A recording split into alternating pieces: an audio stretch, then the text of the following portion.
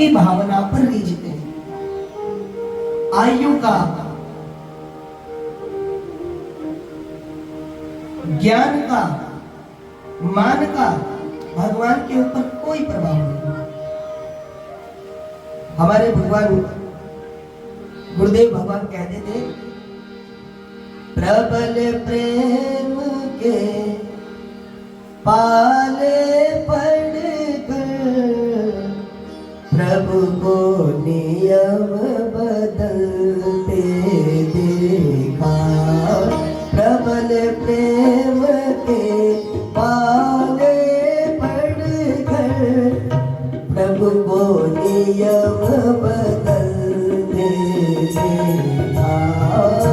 प्रबल प्रेम के पाले पड़कर प्रभु को नियम बदलते देखा। अब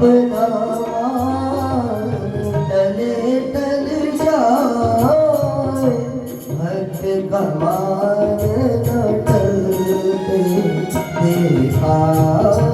अपना मान भले टल जाए भक्त का मान न टलने देखा।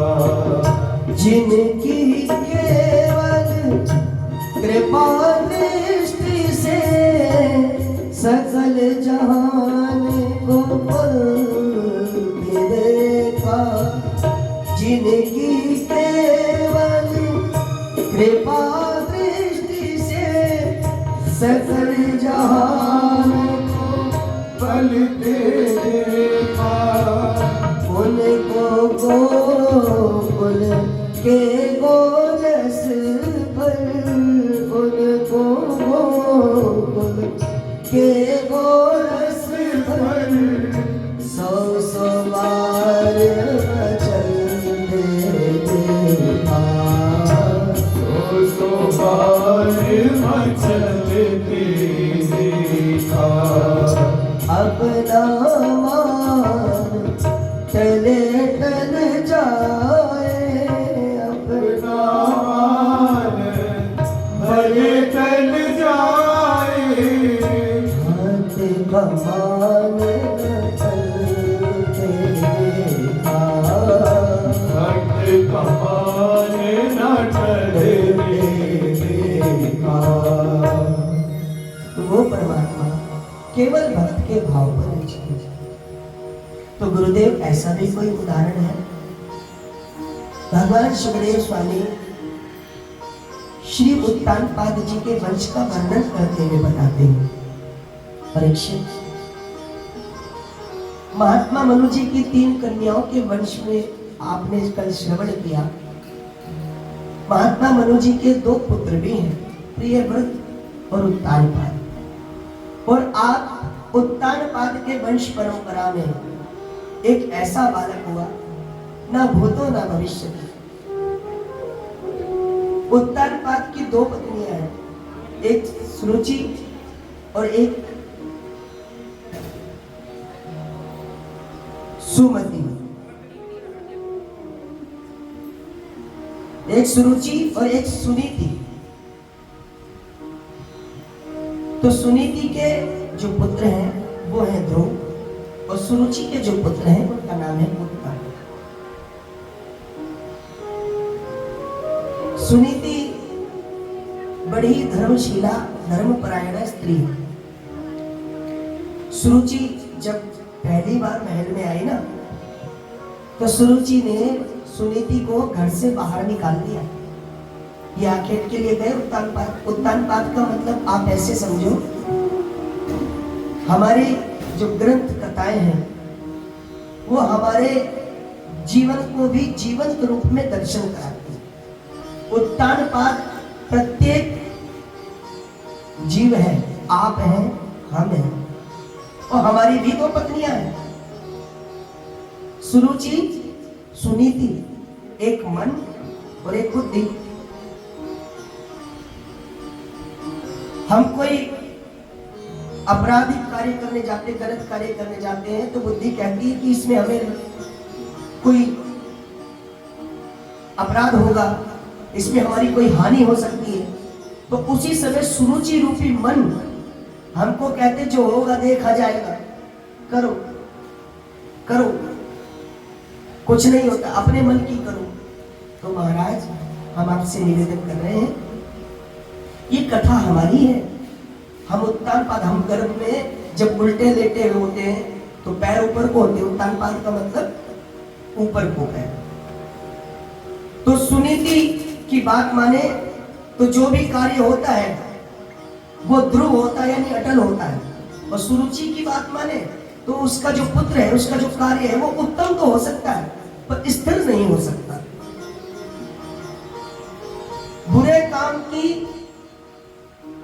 बुरे काम का जो लाभ है वो कुछ समय तक अच्छा लगता है, लेकिन उसके बाद उसके बुरे परिणाम आने लगते हैं। तो एक दिन के बाद जब माता सुनीति जी वन में रहती थी, उस समय एक बार ध्रुव अपने पिता से मिलने आए। ध्रुव ने अपने पिताजी के पास पहुंचे तो पिता को भी पुत्र पर मोह आया और पुत्र को पिता ने अपनी गोदी में बैठा दिया। तो जिस समय गोदी में बैठे ही थे, उसी समय माता सुरुचि ने ध्रुव जी को देखा और उनको ऐसे उतार कर बैठा दिया, गोद से उतारा। तो ध्रुव को बहुत बुरा लगा, तो क्रोध के मारे आंखें लाल होने लगी। अब छोटा सा बालक क्रोध करेगा, इससे ज्यादा क्या कर सकता है। तो माता सुरुचि बोली, ध्रुव तुम्हें क्रोध आ रहा है, मैंने तुम्हें तुम्हारे पिता की गोद से उतारा इसलिए। ये बात सच है कि ये तुम्हारे पिता हैं, लेकिन इस सत्य को भी स्वीकार कर लो कि मैं तुम्हारी माता नहीं हूं। और अगर तुम अपने पिता की गोद में बैठना चाहते हो तो जाओ, पहले नारायण की तपस्या करो। तपसाराध्य पुरुषं तस्यैव अनुग्रहेण में। जाओ परम पुरुष परमात्मा की तपस्या करना, और जब हरि नारायण तुम्हें दर्शन दे दे तो दर्शन पाने के बाद क्या मांगना, गर्भे त्वं साधयात्मानं यदीच्छसि नृपासनम्। जब भगवान तुम्हें दर्शन दे तो उनसे प्रार्थना करना कि हे प्रभु मेरा जन्म सुरुचि के गर्भ से हो, तब जाकर के मुझको अपने पिता की गोद मिले। अब आप ऐसा सोचो, माता सुरुचि अपने गर्भ को भगवान की गोद से भी बड़ा बताती है। अरे जिसको भगवान का दर्शन हो जाए उसको क्या ही आवश्यकता है संसार में आने की। अरे परमात्मा की गोद प्राप्त करने के लिए ही तो ये जीवन मिला है। परमात्मा से एक निवेदन करें, भागवत जी में एक बड़ा सुंदर वर्णन है।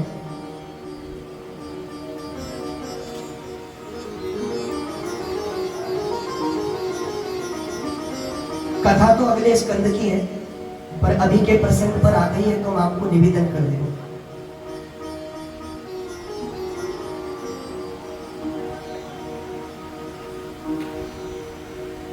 आप जानते हैं अधर्म का परिवार कौन है?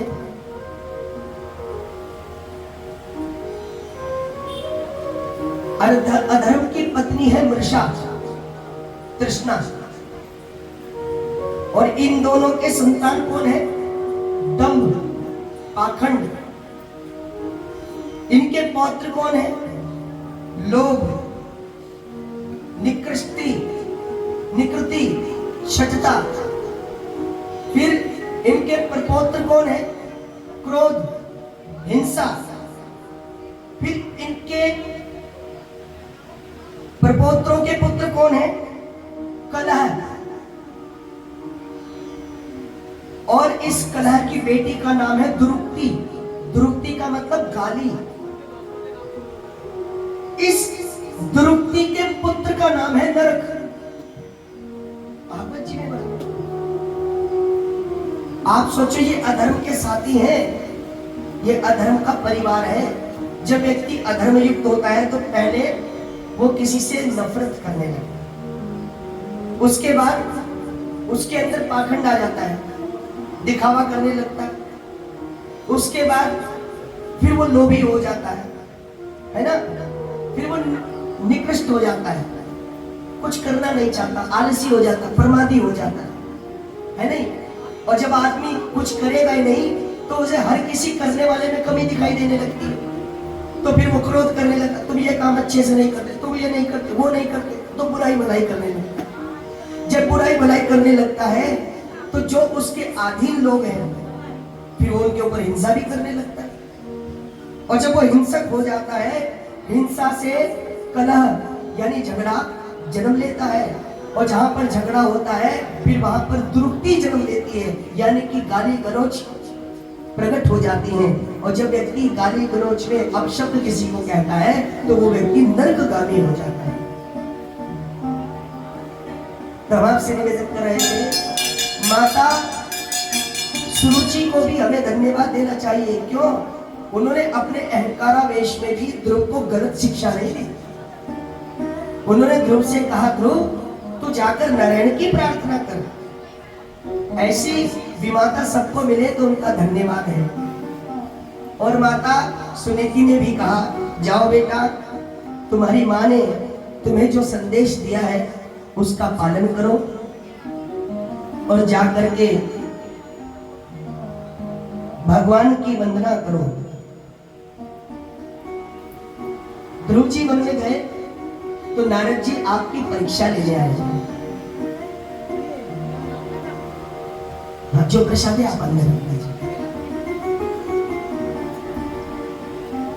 नारद जी परीक्षा लेने आए तो देखो एक छोटा सा बालक,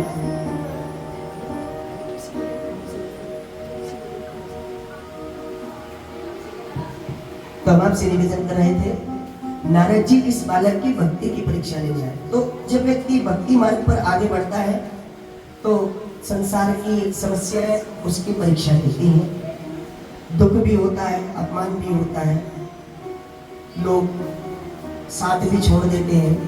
कई बार ऐसे लोगों से जिनसे हमें बहुत अपेक्षा होती है वो भी अपेक्षाकृत कार्यों के द्वारा हमारी बातों का मान नहीं रखते, बातों का अपमान होता है, हमारी बातों का अपमान होने लगता है। तो हम आपसे निवेदन कर रहे थे, नारद जी परीक्षा लेने आए। नारद जी ने ध्रुव से एक सब विषय कहा, ध्रुव तुम जाते कहाँ? ध्रुव ने कहा, महाराज जी मेरी माता ने मुझे बताया है कि मुझको नारायण की प्राप्ति करनी है, इसलिए मैं नारायण प्राप्ति के लिए वन में जा रहा हूँ, तपस्या करें। तो ध्रुव से नारद जी ने पूछा, अच्छा ये बताओ तुम्हारी माँ तुमसे कितना प्रेम करती? बोले खूब प्रेम करती। अच्छा तो ये बताओ कि तुम्हारी माँ तुम्हें भोजन देती है? बिल्कुल देती है, दिन में 3 बार देती है। तो वन में तो तुम्हें कोई भोजन नहीं देगा। तो ध्रुव जी ने कहा, गुरु जी आप इतना भी नहीं जानते क्या?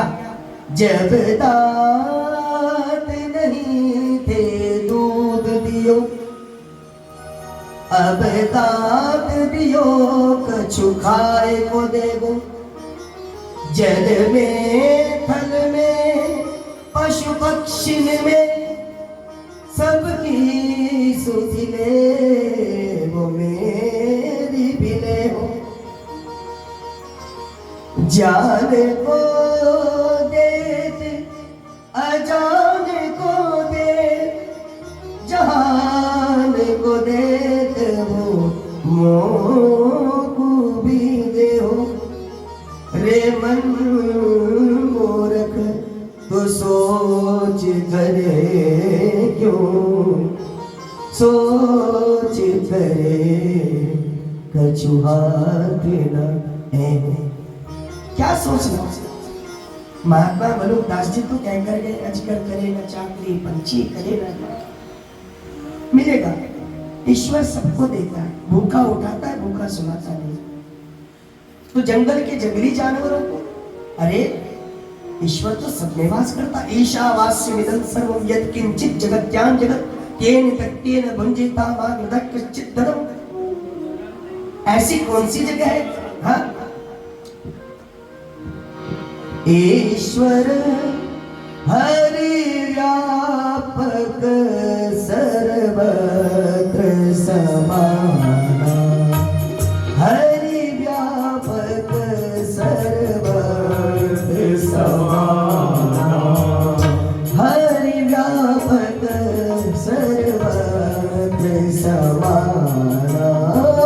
हरि व्यापक सर्वत्र समाना हरि व्यापक सर्वत्र समाना हरि व्यापक सर्वत्र समाना प्रेम ते प्रगट होहि न जाना प्रेम के प्रगट कोई मैं जाना हरि व्यापक सर्वत्र समाना हरि व्यापक सर्वत्र समाना प्रेम के प्रगट होए मैं जाना प्रेम के प्रगट होए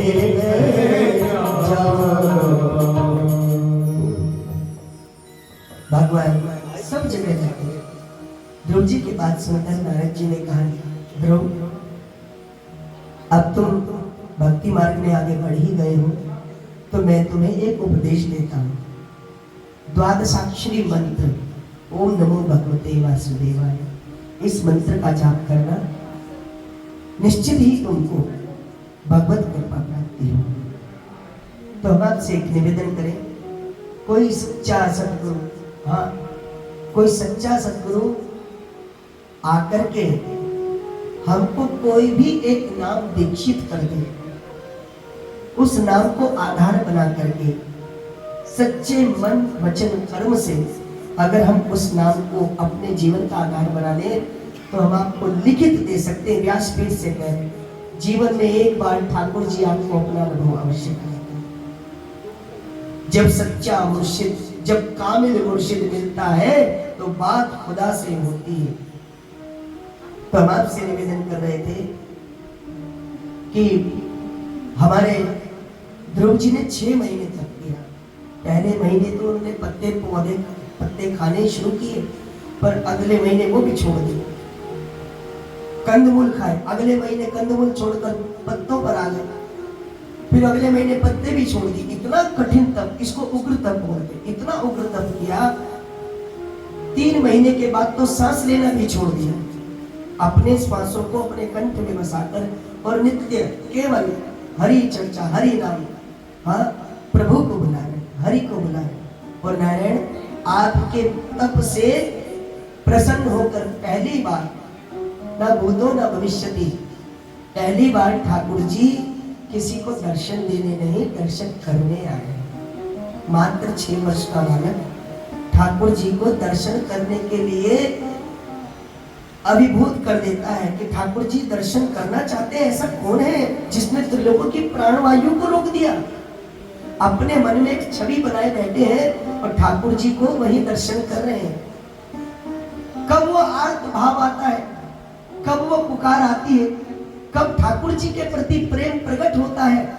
जब ठाकुर जी को हम अपने हृदय में स्थान देते हैं, ठाकुर जी को हृदय में बैठाकर हम उनके नित्य दर्शन करते हैं।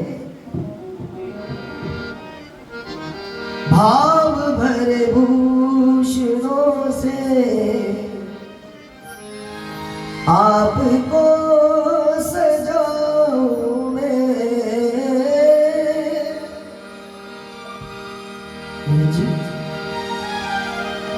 भाव भरे भूषणों से आपको सजाऊं मैं,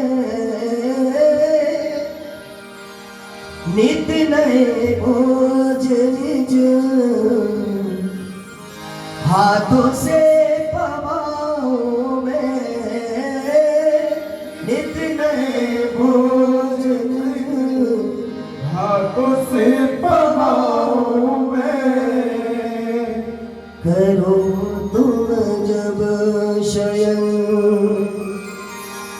दाबू तुमरे चरण, करो तुम जब शयन दाबू तुमरे चरण, मुझे पूरा रमण कर दो ऐसा मगन। मुझको राधा रमण कर दो ऐसा मगन। रटू में तेरा नाम है आठोया। रटू में तेरा नाम है आटोया। मुझे पूरा कर दो ऐसा मगन। मुझको राधा रमण कर दो ऐसा मगन। जब विहार करो प्यारी संग सावरे। जब विहार करो प्यारी संग सावरे। फूल बन जाओ जहाँ धरो तुम पावरे। फूल बन जाओ जहाँ धरो तुम पावरे। बन के शीतल पवन छूलू तुमरा बदन। वन के शीतल पवन छूल तुमरा बदन। मुझे पूरा रमण कर दो ऐसा मगन। मुझको राधा रमण कर दो ऐसा मगन। ऐसा भाव, ऐसी सेवा, ऐसा स्वरूप हृदय में उपस्थित हो जाए तो प्रेमियों हम आपसे निवेदन करें, ठाकुर जी निश्चित ही दर्शन देने को मजबूर हो जाते हैं। ठाकुर जी प्रकट हुए तो ध्रुव जी ने प्रार्थना की, यो अंतः प्रविश्य मम वाचमिमां प्रसुप्तां संजीवयत्यखिल शक्तिधरः सुदाम्ना। अन्याश्च हस्तचरणश्रवणत्वगादीन् प्राणान् नमो भगवते पुरुषाय तुभ्यम्। भगवान को प्रणाम किया, प्रभु हम आपको प्रणाम करते हैं। हमारे अंदर हृदय में आपने बैठकर मेरी वाणी को जागृत किया। क्या हमारी वाणी में वो बल है हम ठाकुर जी को प्रसन्न कर सके?